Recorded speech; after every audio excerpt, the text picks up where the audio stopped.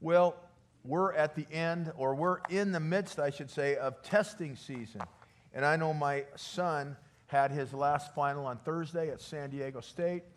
And I know in a couple of 2 weeks or so, all our high schools will be taking their finals. And how many know taking tests stresses people out? None of us like tests. Father asked his young son, "How did you get such a bad score on this test?" And he says, "Well, Dad, it's absence from school." And the father says, "Do you mean you were absent the day they took the test?" And he said, "No, that really smart kid that sits next to me was absent." Teacher said, "Billy, I hope I don't catch you cheating off of Fred's paper." And Billy said, "I hope you don't either." Student takes an essay test, turns it in, and next week gets it back, and there's a 0 on it. And he looks at the teacher and he says, "I don't think I deserve a 0 on this paper." And the teacher says, "I don't think you do either, but it's the lowest grade I can give you." Okay, those are dumb students. Now I want a couple of jokes or examples of students that were actually, I think, smarter than the test. These are true answers. One student was asked a question, what ended in 1896? Do any of you know what ended in 1896? Because this student did. 1895. Where was the Declaration of Independence signed? At the bottom, exactly. What do we call the science of classifying living things? One student wrote down, racism. Now here must have been a test about introductory to lab work or something like that. And the question was, Miranda can't see anything when she looks down through her microscope. Suggest one possible reason why. Answer, she is blind.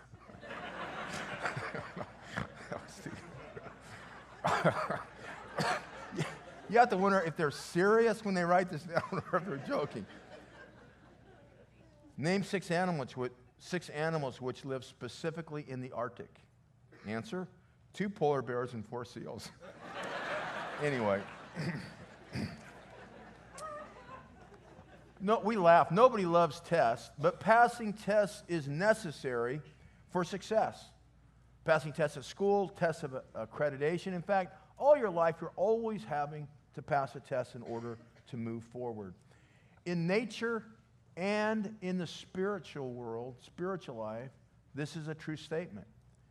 There are no advancements without passing tests. Do you know that all of us in this room, every single one of us in this room is facing a test right now? Even if you don't recognize it, everybody in here is facing a test.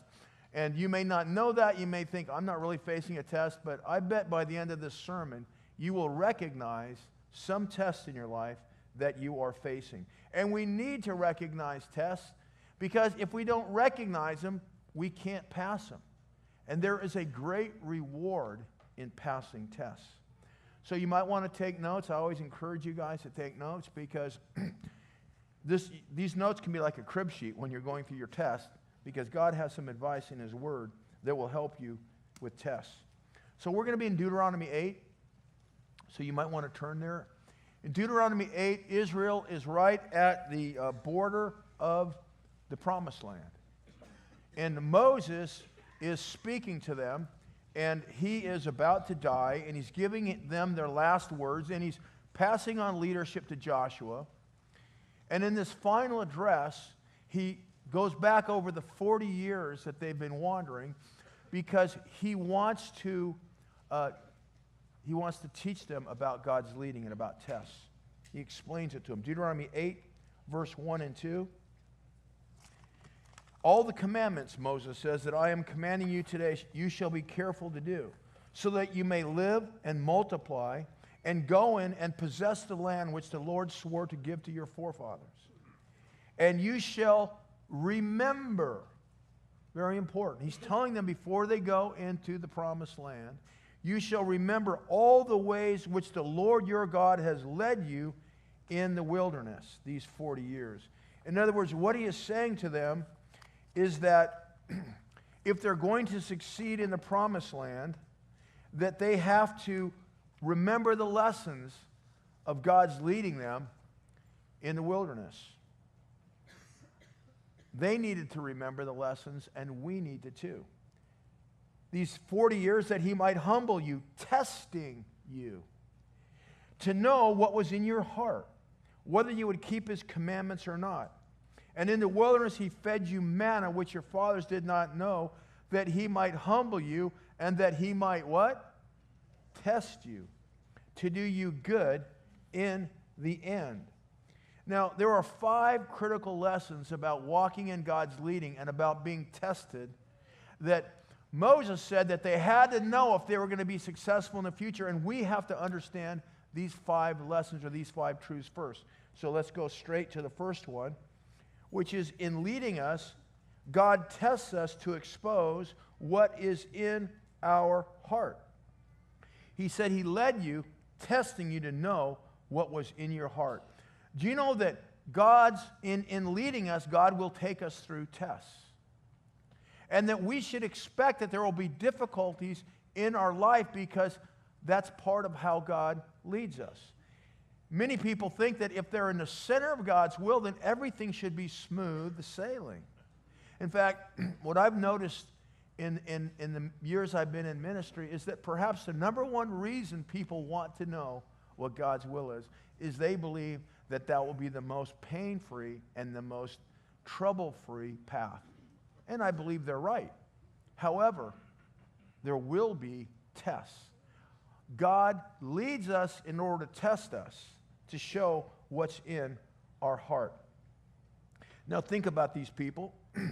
They had been in Egypt, but God led them out of Egypt. And then he had led them through the wilderness. They followed him. He led them with a pillar of fire by night, a pillar of cloud by day. How many of you know these guys were in the center of God's will for them? They were right where he wanted them to be. And yet in that journey, there were many tests. There was a time when there was no water. There was a time when there was no food. There was a time when they were attacked by the Amalekites. There were other tests as well. A test isn't a punishment.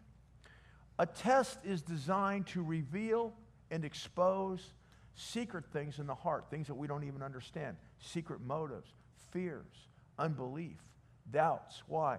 So God can deal with them, remove them, and bring us forward to a better place.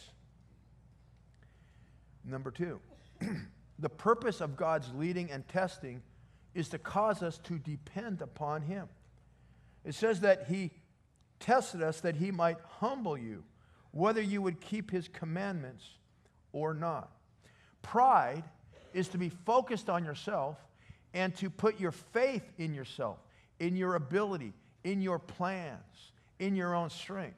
Humility is to be focused and to place your faith in something greater than yourself, which is outside of yourself. That's about as concise as you can understand the difference between pride and humility. Pride, self-focused, and all your confidence is in your own thinking and your own plans and your own strength. Whereas humility is to recognize someone greater than yourself and to rely and lean upon their greater wisdom, their greater love, their greater power. Thinking that you are enough in and of yourself is a delusion and a deception. And one of the things that testing does is it exposes that deception. And you realize in the middle of a test, I don't have everything I need. And so the purpose of testing is to cause us to learn to lean on something greater outside of ourselves. God wants every person in this room to be significant and to do something significant. And that requires that we learn to lean on something greater than ourselves, to lean not on our own understanding, but to lean on him. Number 3. The testing always comes before you gain the promised land. Verse 1, that you may live and multiply and go in and possess the land. They were not yet in the land. All of their leading had happened before they were in the promised land. How many of you have desires? You have goals. There are promises that you want to lay hold of. Do you recognize that there's likely to be a journey and a test before you gain the promised land? Many of us think when we ask for some blessing or something that we are ready for it, and yet, we don't really know ourselves very well. God knows us. He knows whether we're ready, and sometimes in order for us to get that blessing, we've got to pass through a test that prepares us. Number 3. Number 4. Passing tests brings great blessings. Passing tests brings great blessing. It says that he tested us, that he might test you to do you good in the end.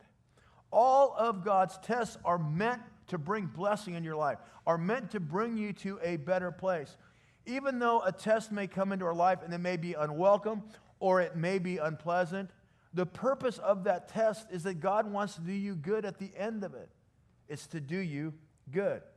The end result of every test is this: you will know yourself better, you will know and trust God more deeply, and you will be a candidate for his power and his help and his love in a way that you never were before. That's why in the book of James, James says, "Consider it all joy, my brethren, when you encounter various tests and trials." Why? Because every test is meant to leave you in a better place, to give more of God's blessings to you. Number 5, and this is maybe the most important for some of us to reflect on. Every blessing is also a test. It says in verse 16 there, he fed you manna in order that he might test you. Do you know that not all tests are unwelcome? Not all tests are unpleasant. Some of the tests that you face are going to be an answer to your own prayers. Some of the biggest tests that you face is when you get the desire of your heart. Now, these people were hungry. There was nothing they wanted more than food. That was the desire of their heart. That's probably what they prayed for. And God gave them manna, and that was a blessing. But it was also a test. He fed you manna that he might test you. You see, how you handle blessings is a test. How many know getting money is a blessing? Anybody know that? Do I have to go over that with anybody? Money is a blessing. Hi, my name is Jimmy. I'll take all that you give me. See, money is a blessing, but it will reveal what's in your heart. A romantic interest is a blessing, and it's a test. You might be lonely. You might be praying for some romantic, some significant person to come in your life, and then some enchanted evening, you might see a stranger. You might see a stranger across a room. And all of a sudden, hot diggity dog, you've got the answer to your heart. How many of you know, though, that'll be a test? A promotion at work is a blessing, but it's a test. Two men are talking to each other. One man says, my business is about to go in bankruptcy, and my home is in foreclosure. The man next to him says, I just won the lottery, and I just got the biggest contract at my business we've ever had. How many of you realize they are both facing a test? What's the purpose of a test? To reveal what is in your heart. And their future state of blessedness is going to depend upon whether they pass that test or not. Let me give you 2 more points about testing before we move on. When you pass tests, then you are approved. James 1, verse 12. Blessed is a man who perseveres under trial.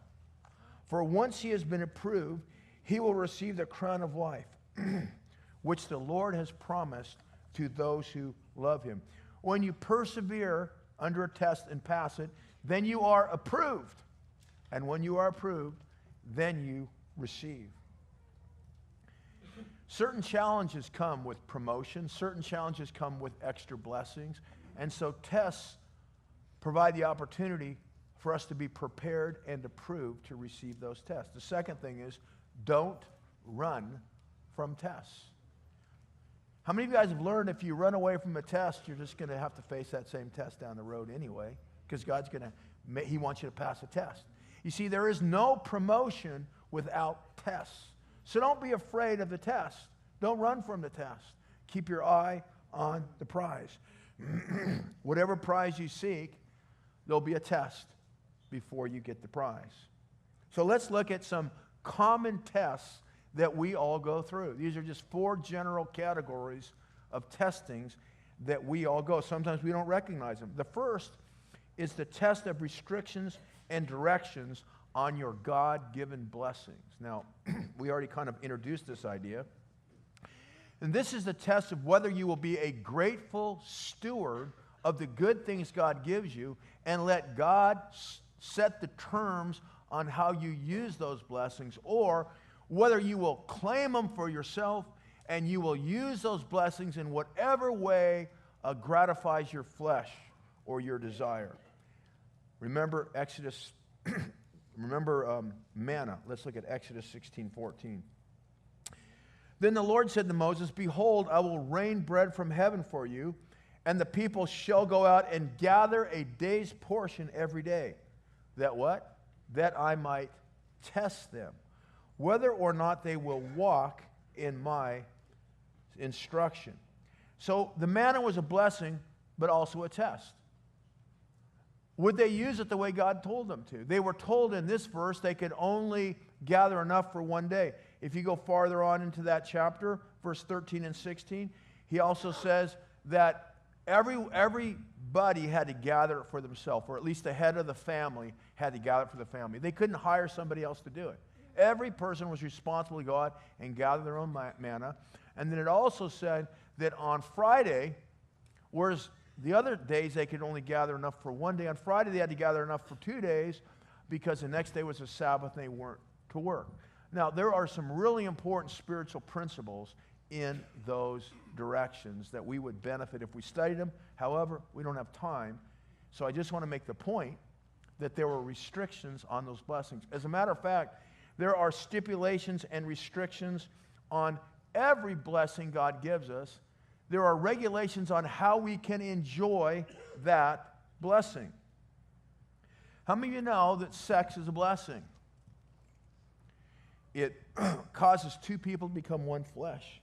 It increases love. It helps a marriage come together. It enables children to be born and to be a family. It brings pleasure.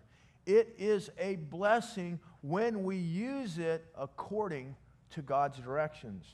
But how many of you know when we don't, there is such sorrow and brokenness that happens through the misuse of sex? Just look at our society as a whole and look at how much hurt and pain there is because we don't use sex God's way, which is in the context of a covenantal marriage. Now, what happened, if some of you Bible scholars, what would happen to the manna if they tried to gather more than one day's worth? If they said, I'm going to gather enough for 2 or 3 days, and then I can just take the next 2 days off. What would happen? Yeah, it would turn rancid, foul, be full of worms. Every blessing of God, if we don't use it according to His instructions, it turns bad. God knows how things are to be used. And that is really true in sex, isn't it? As we have misused it, it has ceased to be a blessing and has become a curse in so many lives and in our society as a whole in so many ways. Here's another one, money. Now, how many know money is a blessing, but it can be a snare. It can be a curse in someone's life. Many people make an idol of money. And so God has restrictions on it. The single most important one is that God claims the first 10% for Himself. It's called the tithe.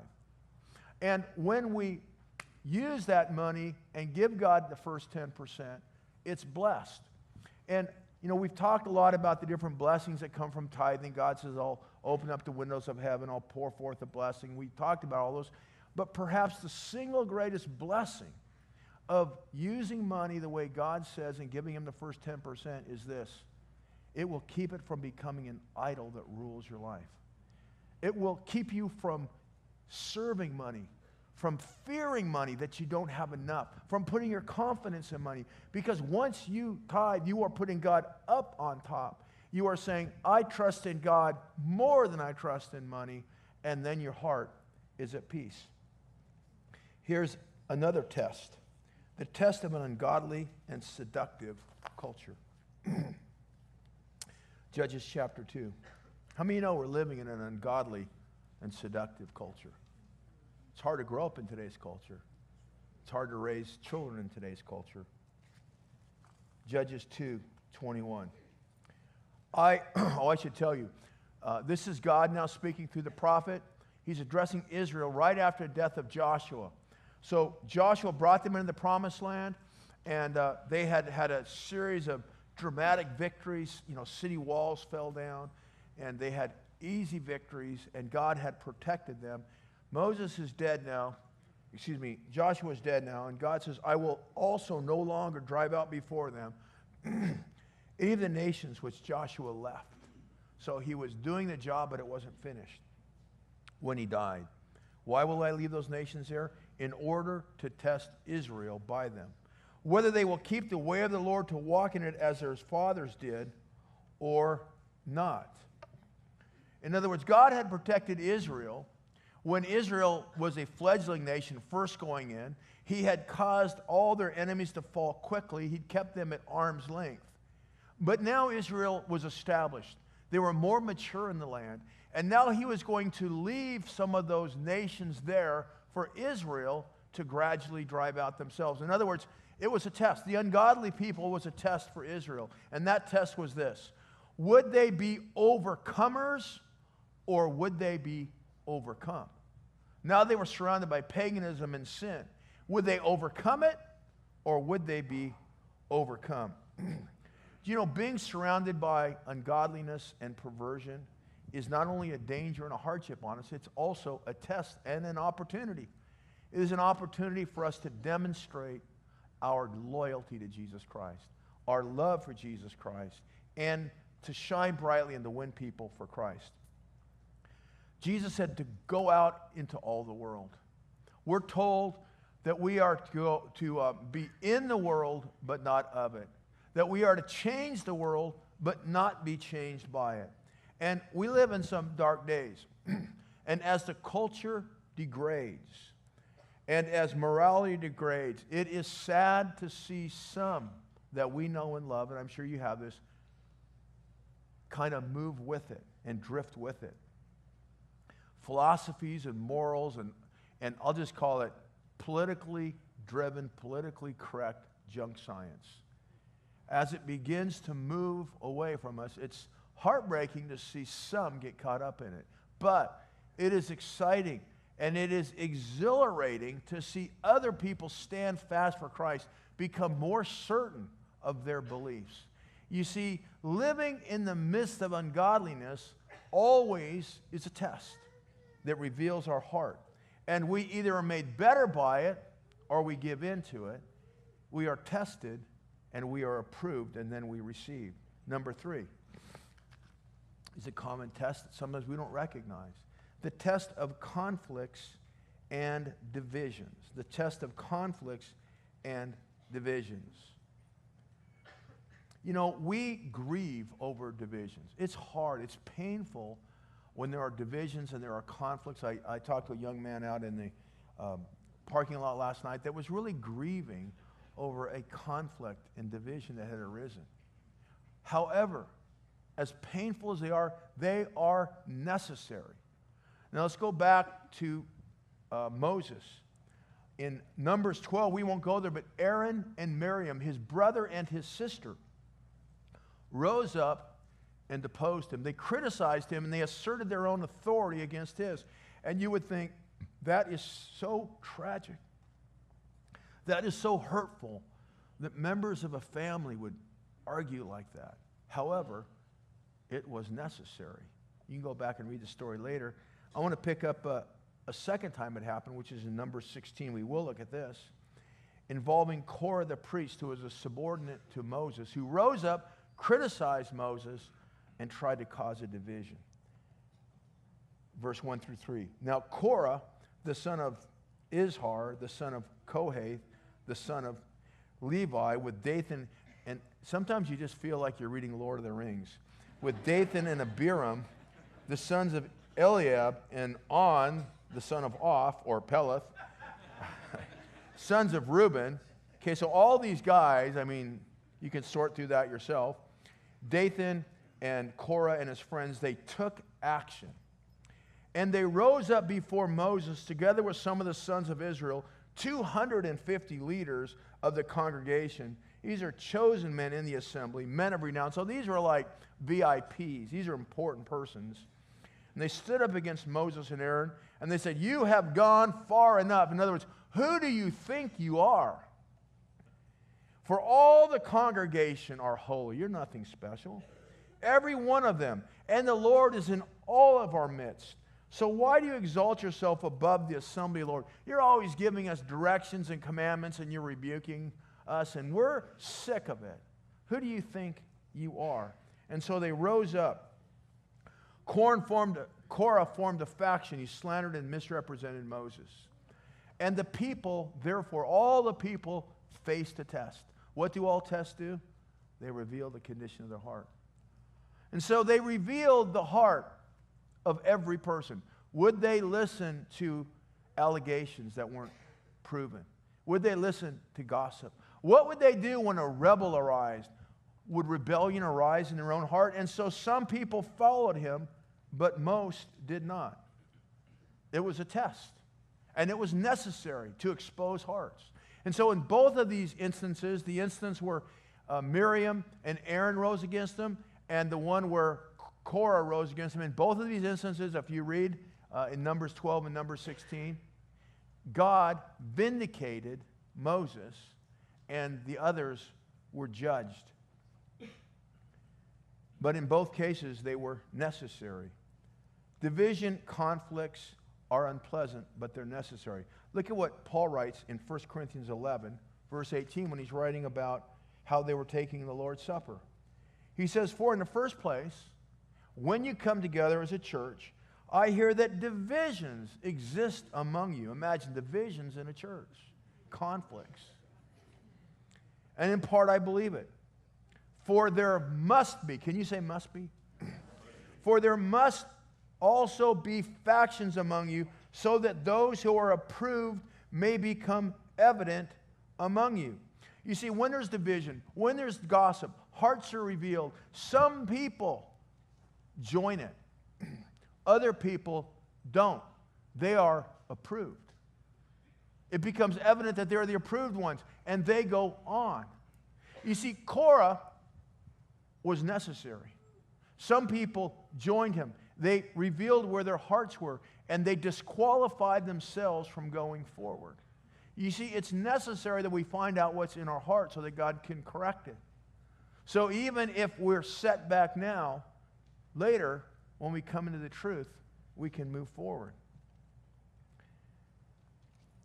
People sort themselves out by how they respond to gossip, to rebellion, to backbiting, to undermining of authority, whether you're at work, in the home, at school, at church.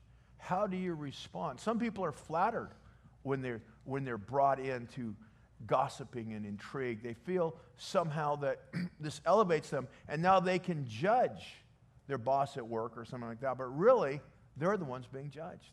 The question is, what do you do when you hear gossip? What do you do when you see backbiting or undermined? How do you respond to it? Are you a peacemaker?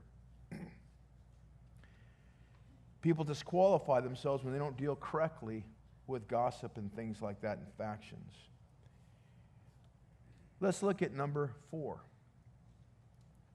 This is a test of persecution, of hardship, and of failure. And we're going to look at the life of Peter. You remember Peter was such a boastful man. Jesus said that his disciples are going to abandon him. And what did Peter say? Yeah, they will, but not me. Everybody else will abandon you, but I never will. I'm the one guy you can count on. What a self-confident man. And Peter, Jesus said these words to him. He said, "I say to you, Peter, the rooster will not crow today until you have denied me 3 times. So 3 times, if the rooster crowed at, say, 5 o'clock or something in the morning, he would have already denied Jesus 3 times by then. But I have prayed for you, that your faith may not fail, and you, once you have turned again, will strengthen your brothers. Now we know that Peter in the garden was threatened, and he ran. And we know that later he went to the house of Caiaphas, the high priest, where Jesus was being tried, and he was intimidated, and he lied. He failed. And that's a test. Defeat and failure are a test. And Peter learned more about himself. He knew himself better after the failure than he did before, didn't he? You see, failure is a test. How many know you usually learn more from your failures than you do from your successes? Can I see a hand? I'm going to do a little straw poll. And I know guys that have been around a while. How many of you agree that you learn more from failure than you do from success? Now, that's just about everybody. Failure, being persecuted, being defeated, is a test. Jesus prayed for Peter. And so he didn't fail the test of failure and defeat. He rose up, he accepted forgiveness, he went on, and he became the leader of the church. Failure causes us, and defeat causes us to learn to lean more on Jesus. Persecution is a test, but it's also an opportunity. An opportunity to give a more powerful witness. An opportunity to demonstrate a greater love for Jesus. An opportunity to be a brighter light shining. And it's also an opportunity to, listen, experience a deeper level of fellowship with Jesus. Do you remember what Paul prayed in Philippians 3? He said that it was his ambition to know the fellowship of Christ's suffering. What is that? To know the fellowship with Christ in his suffering. Oh, what's the suffering of Christ? Why did Christ suffer? Christ suffered for being a righteous man in an unrighteous world. He suffered for being a good person. He suffered for standing with the truth and speaking the truth in a world of lies, hype, spin, and distortion. He suffered for God. And anytime you suffer for the truth, or you suffer for being a Christian, or you suffer for your love of God, or you suffer for standing up for the truth, you are joining him in his sufferings. You are following him into his sufferings. And in that place, there is a level of fellowship with him that you'll never know anywhere else. Paul said, I desire to visit that place again and again. I remember, and I know I shared this with you before, Dave and I had a friend, many of you guys are familiar with. He's dead now, Richard Wurmbrandt. He was a Romanian pastor, he was put in jail for 13 and a half years. Many of those years, he was in solitary confinement. He was tortured. During much of that time, his family was told that he was dead. His son grew up without knowing his father, thinking his father was dead. It was a terrible thing. Finally, he got out. But years later, Dave and I met him. He was an elderly man. And he said something I never forgot. He said, those 13 and a half years in prison, I wouldn't want to go through it again, but I wouldn't trade them for any other years of my life. The fellowship of his sufferings. And I shared with you that when I was in Cuba, the pastors down there, what they told me, and you got to know, the pastors in Cuba, the people in Cuba are grateful for what you guys have helped do there. They love us. They don't hate us. And one time I was there, and some guys were talking to each other. They looked at me and they said, well, I don't know if we should tell you this or not, but can we tell you how we pray for you guys at Foothills and in America? And I said, sure. I mean, probably praying I get a BMW, or, praying that I get better looking. They said, no, we pray that you will be persecuted. Why would you pray that prayer for somebody you love? Because they know that Christ is with you in persecution. They know the victory. They know the harvest that you get. We have got to not be afraid of persecution. Whether it's from your home, whether it's from your workplace, whether it's at school, or whether, as some people fear, there might be increasing persecution from our own government. We must not be afraid of persecution. The most powerful testimony you can ever have is how you handle difficulties, hardships, or even persecution. 1 Peter 4, 12 through 14. It says, "Beloved, do not be surprised at the fiery ordeal among you, which comes upon you for your testing, as though some strange thing were happening to you. When you encounter persecution or difficulty, I don't think it's some strange thing. Like, what's going on? God, where are you? I must have done something wrong. But to the degree that you share the sufferings of Christ, keep on rejoicing, so that also at the revelation of His glory you may rejoice with exultation. If you are reviled for the name of Christ, you are blessed. If you are criticized for being a Christian, for following Christ, for holding to His teachings in the Bible, you are blessed, because the Spirit of glory and of God rests on you. Christ stands with us in them. There is great blessing. There is great reward for enduring testings and persecution. Let me start to wind this up. Because there are dangers and because there are responsibilities you'll be responsible for in receiving promotions and greater blessings, therefore, we must be tested. And when we are tested and we stand, then we are approved. And when we are approved, then we receive.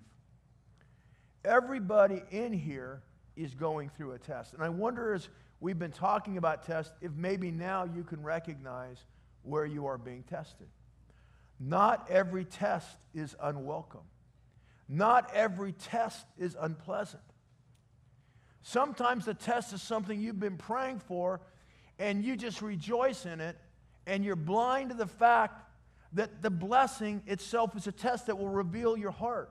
And you need to check your heart so that you use the thing rightly and therefore can go on to greater blessing. All tests reveal our hearts, the secret motives, the doubts, the fears, the pride. All tests are in order to prepare us for better things.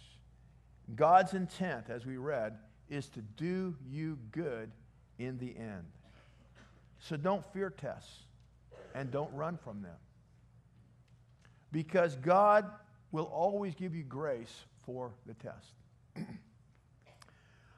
Yesterday I went to my grandson's one-year celebration of his life.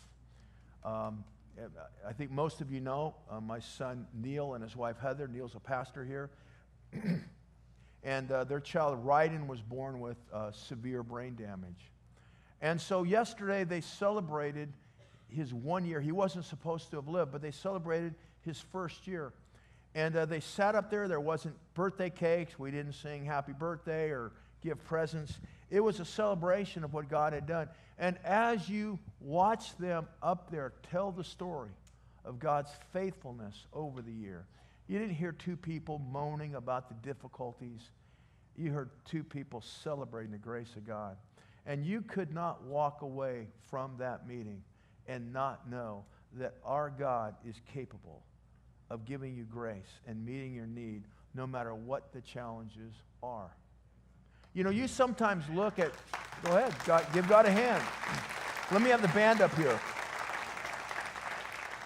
You know, sometimes we look at people going through something and you think, I could never do that. That you think, like, that would be my worst nightmare. God, don't let that happen to me. And you wonder how they endure that difficulty. But see, you cannot understand looking from the outside in. Because whatever a Christian is called to endure, they will have a grace to bear up under it that you cannot imagine when you are on the outside looking in. So do not be afraid of tests.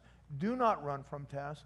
Do not be afraid of any persecution that you might have to face in the future, because God's grace will always be there and will always be sufficient. And when you're in the middle of it, you will marvel at the peace and the joy that you have in the midst of it. So I want to end with these three questions. Number one, do you recognize in your life where you're tested? where you're being tested right now. Maybe you didn't before. Here's the question. Ask yourself, are you going to pass the test? And third, at the end of every test is a reward. What is the reward that might be waiting for you on the other side of that test?